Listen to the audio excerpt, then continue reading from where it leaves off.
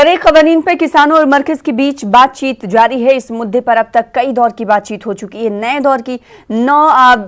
दौर की ये बातचीत हो रही है और अब तक की बातचीत जो हुई वो बेनतीजा रही। फरीकैन अपने अपने मौके पर हुनूस कायम हैं।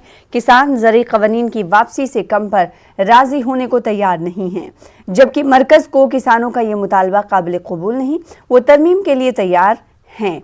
उधर किसान 26 जनवरी को ट्रैक्टर मार्च निकालने के अपने मौक़िफ़ पर कायम हैं।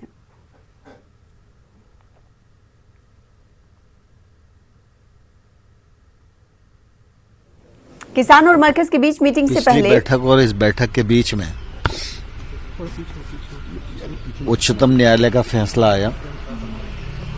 भारत सरकार उच्चतम न्यायालय के फैसले का स्वागत करती है और उच्चतम न्यायालय ने जो समिति बनाई है वो समिति जब सरकार को बुलाएगी तो निश्चित रूप से हम अपना पक्ष उस समिति के सामने भी रखेंगे।